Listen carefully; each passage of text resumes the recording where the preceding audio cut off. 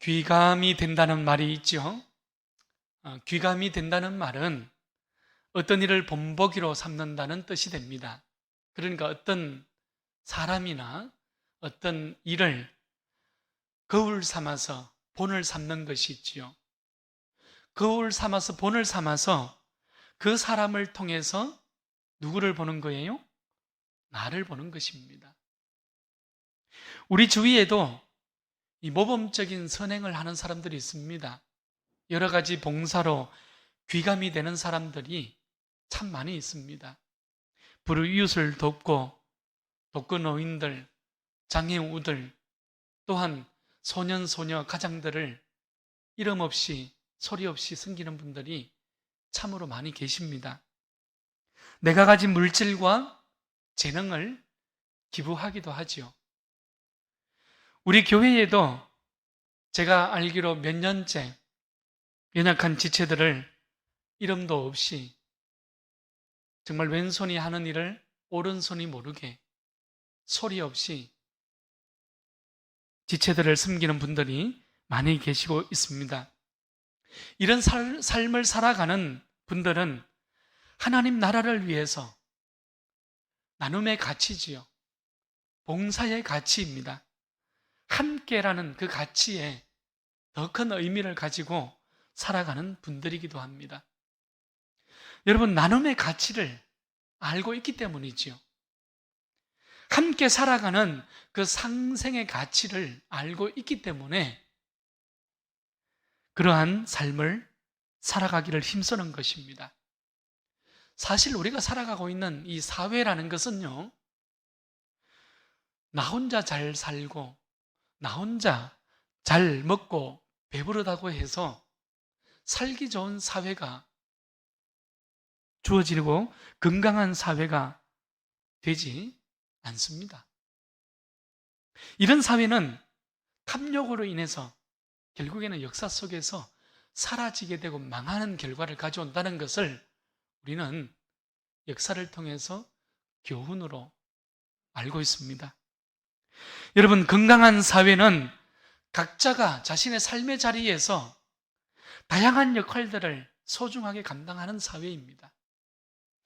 또한 자신뿐만 아니라 이웃을 돌아볼 줄 알고 함께 더불어 살아가는 건강한 사회를 위해서 자기가 서 있는 그 자리에서 땀 흘릴 줄 아는 그런 사회, 그런 공동체가 건강한 사회요, 건강한 교회가 될 수 있는 것이에요.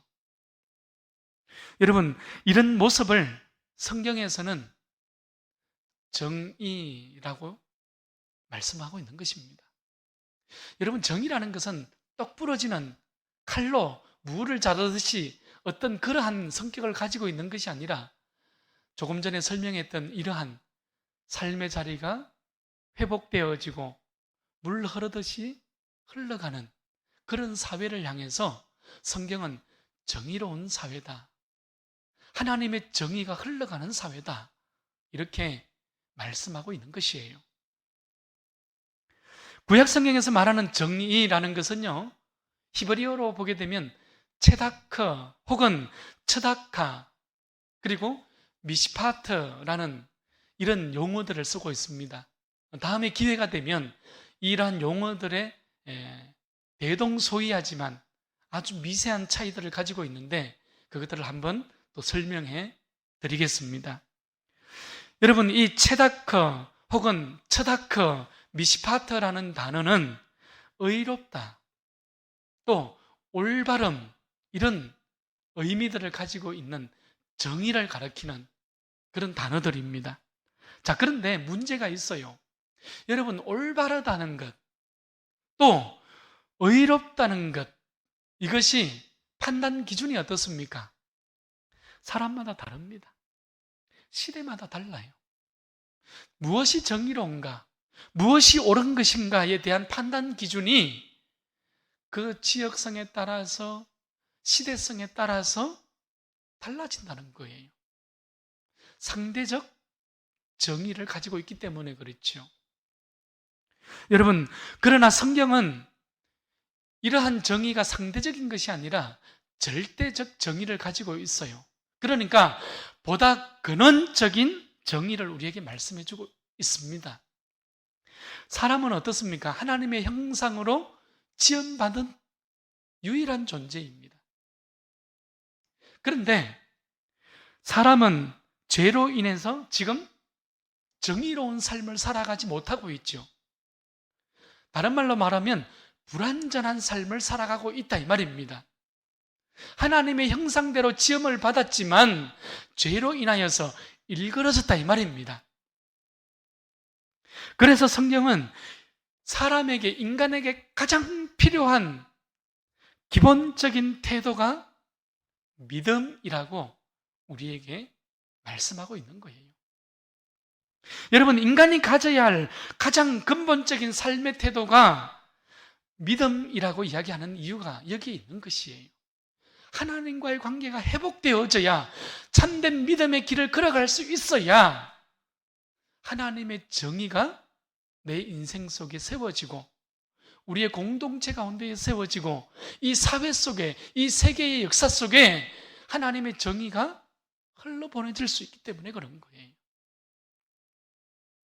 그러니까 정의를 이루는 바탕이지요, 정의를 이루는 근간이 하나님께 대한 신앙, 하나님의 말씀에 대한 신뢰로부터 시작되어진다는 것을 성경은 단 한 번도 놓치지 않고 있습니다. 창세기 18장 19절을 보게 되면 하나님께서 아브라함에게 이렇게 말씀하고 계셔요. 내가 그로 그 자식과 번속에게 명하여 여호와의 도를 지켜 의와, 여기서 의라는 것은 공의를 얘기하는 겁니다. 공도를, 이 공도라는 것은 정의를 얘기하는 거예요. 행하게 하려고 그를 택하였다. 하나님께서 아브라함을 선택하신 이유가 뭡니까? 공의와 정의를 행하게 하려고 택하였다 이 말입니다.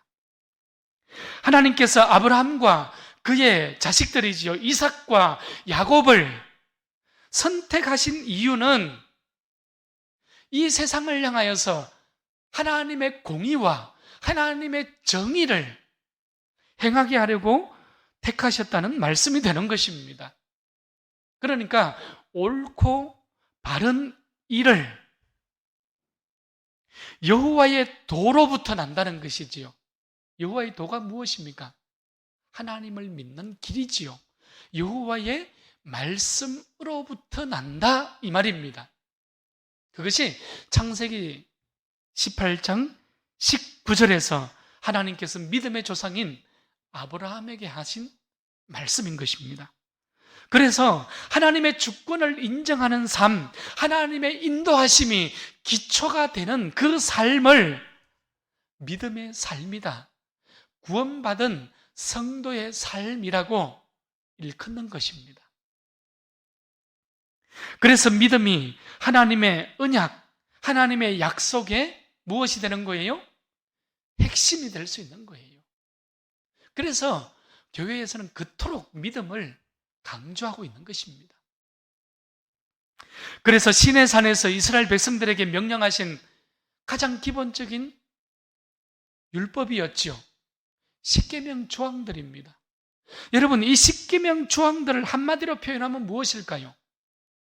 하나님과 나와의 관계, 나와 이웃의 관계이지만 그 모든 것들의 근간이지요. 그 바탕을 이루고 있는 것은 무엇입니까? 정의로운 삶, 공의로운 삶을 살아가라는 것이죠.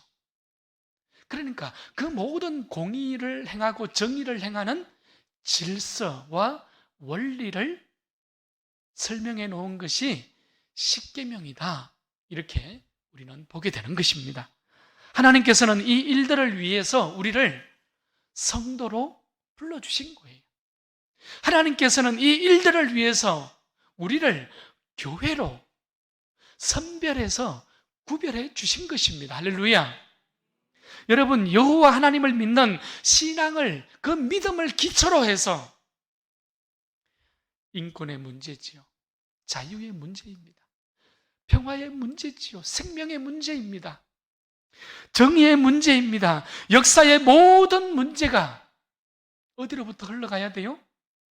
여러분, 세상 정치는 원래 희망이 없는 거예요.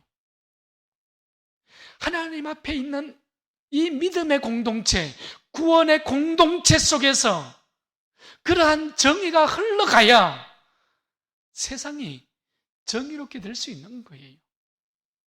교회로부터, 나로부터 하나님의 말씀인 정의가 흘러가야, 실천되어져야 이 세상에 희망이 있게 되는 것입니다. 그러니 여러분, 사회, 정치, 경제, 여러분, 이것이 희망이 아니라 하나님 앞에 무엇이 희망인 것입니까? 내가 희망이 되는 거예요. 하나님을 믿는 구원받은 성도들이, 교회 공동체가 이 시대의 희망이 되는 것이란 말이에요. 저는 우리 교회가 이런 하나님의 부르심에 합당한 교회가 되기를 축원합니다. 우리 모두가 하나님의 부르심의 그 자리에서 하나님의 정의와 하나님의 공의를 실천하는 거룩한 성도지요, 거룩한 교회가 될 수 있기를 축원합니다. 오늘 본문은 이런 부르심의 자리, 이런 하나님의 그 선별함의 자리지요. 여러분, 하나님의 부르심을 멸시하고 있는, 하나님의 이런 부르심을 향하여 등 돌리고 있는 북이스라엘, 사마리아를 향하여서 그 치부를 폭로하고 있는 하나님의 모습을 우리는 보게 됩니다. 사마리아는 북이스라엘의 수도였지 않습니까? 자, 오늘 먼저 9절 말씀을 보십시오. 하나님은 이스라엘과 가까운 아스돗 궁궐들과 애굽 땅의 궁궐들에게 사마리아 성에서 도대체 무슨 일이 일어나고 있는지 그들로 하여금 와서 보라, 이렇게 말씀하고 있어요. 여러분, 사마리아에서 큰 요란함이 있었기 때문에 그래요. 그 큰 요란함은 무엇입니까? 오늘 9절과 10절 말씀에 나오는 것은 학대와 포학과 급탈이라고 우리에게 기록해주고 있습니다. 사마리아 성은 겉으로 보기에는 여러분 요새와 같습니다. 평온합니다. 살기 좋은 그러한 땅이었습니다. 사마리아 주변에 있는 블레셋의 이 아스돗, 그리고 애굽은 그 사마리아 땅을 보면서 그 풍요함과 그 아름다움을 보면서 얼마나 부러워했는지 모릅니다. 자, 그런데 오늘 말씀을 보게 되면 그 사마리아 속에는 어떻습니까? 요란함이 있는 거예요. 괴롭힘이 있는 거예요. 가혹행위가 일어나고 있습니다. 잔인함과 난폭함이 있습니다. 남의 것을 강제로 빼앗는 폭력이 난무하는, 여러분, 학대와 포학과 급탈이 여러분 그 시대를 지배하고 있다고 성경은 우리에게 말씀하고 있는 거예요. 10절을 가보십시오. 바른 일을 행할 줄 모르는 땅이 되었습니다. 공의와 정의가 사라진 땅입니다. 음모와 배신이 가득한 땅이 되었다, 이 말이에요. 사람들의 평가와 하나님의 평가가 이토록 달랐습니다. 강한 자는 약한 자를 잡아먹었어요. 모두가 하나님을 등지고 세상의 방법으로, 세상의 길로 나아갔습니다. 여러분, 예배가 사라지니 돈이라는 우상이 자리 잡지요. 말씀의 언약이 사라지니 인간의 그 더러운 탐욕이 자리 잡았습니다. 하나님을 향한 기도와 찬송이 사라지니 죄로 얼룩진 인간의 여러분 그 탐욕과 그 술수가 남아있게 된 것이지요. 급만 요란합니다. 이제 사마리아는 세속화된 이스라엘을 상징하고 있는 것입니다. 우리 시대에 이 사마리아는 무엇입니까?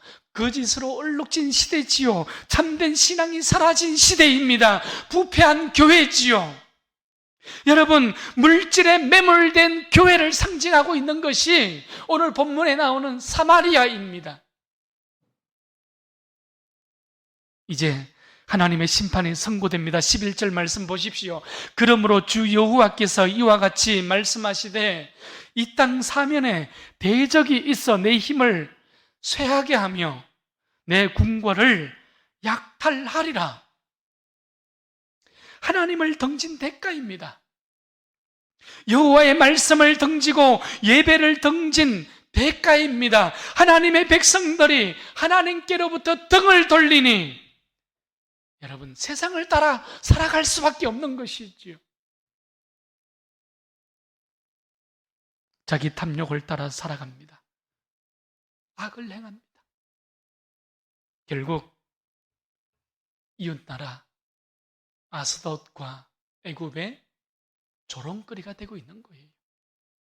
여러분, 하나님을 믿는 그 이스라엘이 하나님을 알지 못하는 이방 나라들 가운데 조롱거리로 지금 서고 있는 모습을 아모스는 우리에게 기록해주고 있는 것입니다. 이스라엘이 세상을 따라 살아가면 살아갈수록 여러분, 사면에는 대적들이 가득하게 진을 치고 있어요. 대적들이 진을 치고 몰려옵니다. 그들의 힘은 세상을 향해서 걸어가면 걸어갈수록 쇠약해지고 있어요. 탐욕으로 쌓은 재물과 화려한 성이 하루아침에 약탈당합니다.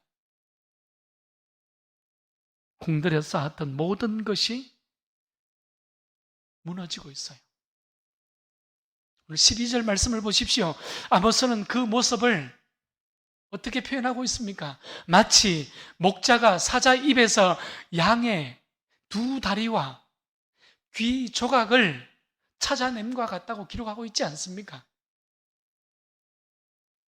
여러분, 아모스가 누구였습니까? 드거와 땅에서 양을 치는 목자 출신 예언자였지 않습니까? 목자 아모스가 얼마나 리얼하게 지금 하나님의 심판을 표현하고 있는지 여러분 볼 수 있기를 바랍니다. 생생한 표현이에요. 소름 돋을 정도로 사실적인 표현을 지금 하고 있는 바로 그 장면입니다. 사자에게 잡혀간 그 양이 어떻습니까? 여러분, 맛있는 부위는 사자가 다 먹어버렸어요.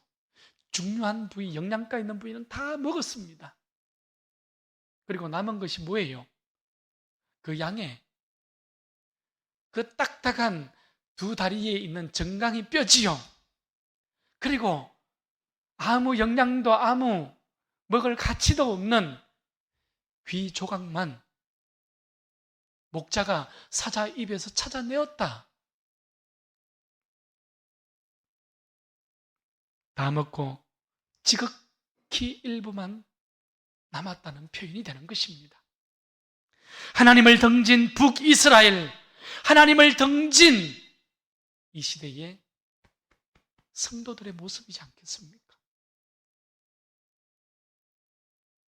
여러분 또 보십시오. 침상 모서리에나 걸상의 방석에 앉은 이스라엘도 근전함을 입으리라 이렇게 말씀하고 있습니다. 여러분 3000년 전입니다. 지금 아모스가 예언하던 시대는 지금으로부터 약 3000년 전에 예언되어지는 하나님의 말씀이거든요. 그 당시에 호화로운 생활, 사치와 방탕의 생활을 지금 아모스는 이렇게 표현하고 있습니다.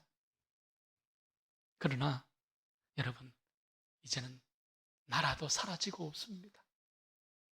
이제는 부요도 평화도 흔적도 없이 사라지고 없어질 것이기 때문에 그렇습니다. 겨우 몇몇 정도만 건짐을 받게 될 것입니다.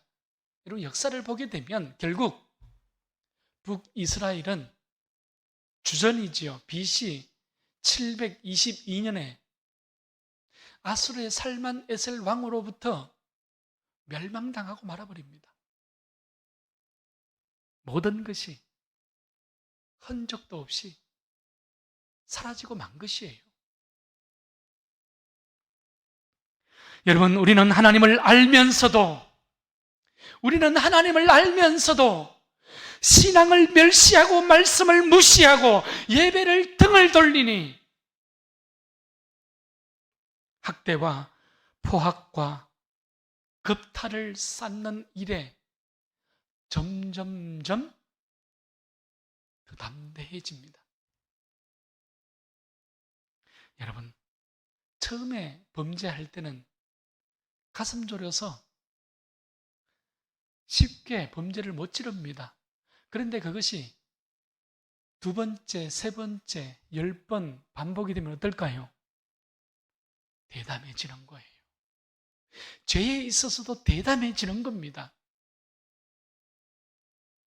정의와 공의가 세워져야 할 성도의 삶 속에 부정과 부패가 만연해지는 거예요. 하나님을 향하여 등을 돌리니 여러분, 말씀이 사라지니 썩어 냄새가 납니다. 모양은 성도의 삶을 가지고 있지만 타락의 길을 걸어가는 거예요. 오늘 우리가 다시 여호와 앞으로 돌이켜야 할 이유가 여기에 있지 않습니까? 오직 말씀, 오직 기도, 오직 예배 앞으로 다시 돌아서야 할 이유가 여기에 있는 거예요. 오늘 한 가지 또 다른 말씀은 14절, 15절 말씀입니다. 여러분, 하나님께서 이스라엘의 모든 죄를 낱낱이 기억하시고 낱낱이 보응하시겠다고 하나님께서 선언하고 계시잖아요. 이스라엘 민족은 솔로몬 통일 왕국 이후에 남북 이스라엘로 나누어지게 됩니다. 열왕기상 11장을 보게 되면 이스라엘 12지파 가운데에서 10지파지요. 이 10지파는 사마리아를 중심으로 해서 북이스라엘 민족이 됩니다. 그리고 솔로몬의 아들이었지요. 르호보암 왕을 중심으로 해서 유다와 베냐민 두 지파가 남유다 민족으로 남게 됩니다. 그래서 남북 이스라엘로 나눠지는 거예요. 여러분, 창세기에 보게 되면 베델은 어떤 땅이었습니까? 아브라함이 장막을 치고 처음 여호와의 이름을 부르며 그곳에 단을 쌓고 하나님을 예배하였던 장소였지 않습니까? 야곱에게는 하란으로 도망가면서 길에서 그 밤에 외로이 홀로 돌을 베개 삼아 누워서 깊은 잠에 들고자 했지요. 여러분, 그때에 하늘로부터 땅에 이르는 사닥다리가 하늘을 향하여 섰지 않습니까? 하늘의 천사들이 오르락 내리락 하면서 여러분, 하나님의 축복을 나르는 그 야곱이 꿈속에서 그 장면을 보게 됩니다. 그리고 하나님의 약속이 임하지 않습니까? 창세기 28장 13절 말씀입니다. 여호와께서 그 위에 서서 이르시되 나는 여호와니 너의 조부 아브라함의 하나님이요 이삭의 하나님이라. 내가 누워있는 땅을 내가 너와 내 자손에게 주리니 모든 족속이 너와 내 자손으로 말미암아 복을 받으리라. 내가 너와 함께 있어 내가 어디로 가든지 너를 지키며 너를 이끌어 이 땅으로 돌아오게 할지라. 내가 내게 허락한 것을 다 이루기까지 너를 떠나지 아니하리라. 할렐루야. 야곱에게 주어진 하나님의 약속이 오늘 이 밤에 나의 약속이 되고 우리의 약속이 되어질 수 있기를 축원합니다. 여러분, 베델은 원래 약속의 땅이요 축복의 땅이요 하나님의 집이었지 않습니까? 베델이라는 뜻이 하나님의 집이라는 뜻이에요. 그러나 이스라엘이 분열되고 여러분, 베델은 더 이상 하나님을 예배하는 예배의 처소가 아니라 우상 숭배의 중심지로 타락되어지는 그 모습을 우리는 보게 됩니다. 북이스라엘 여로보암은 금송아지를 만들었어요. 그리고 하나는 단에 두고 또 하나는 오늘 말씀에 나오는 베델에 두게 된 것이에요. 오늘 본문 14절 말씀을 보면 내가 이스라엘의 모든 죄를 보응하는 날에 베델의 제단들을 벌하여, 금송아지 제단을 벌한다는 것입니다. 그 제단의 뿔들을 꺾어서 땅에 떨어뜨리고 겨울궁과 여름궁을 치리니 상하궁들이 파괴되며 큰 궁들이 무너지리라 여호와의 말씀이니라 하였습니다. 이스라엘은 하나님의 말씀이 아니라 베델에 세워진 금송아지에 집착하였기 때문에 오늘 하나님의 심판이 임하고 있는 거예요. 이스라엘의 신앙은 사회와 이웃과 지체와 공동체를 향하였던 것이 아니라 그들은 사치를 향하고 있었어요.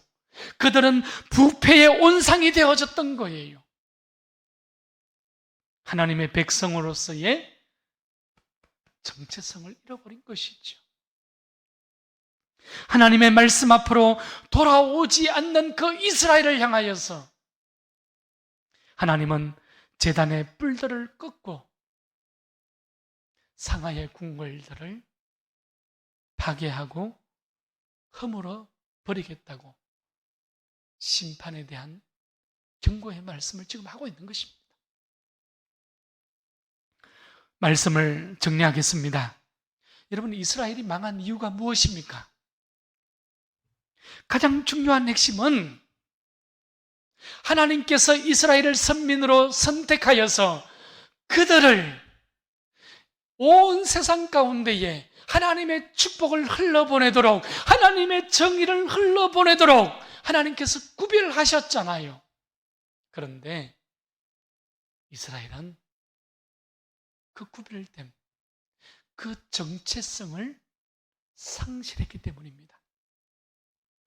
오늘 우리는 성도라는 이 믿음의 정체성을 상실하면 여러분 똑같은 자리로 나아갈 수밖에 없다는 그러한 말씀이 되는 것이지요.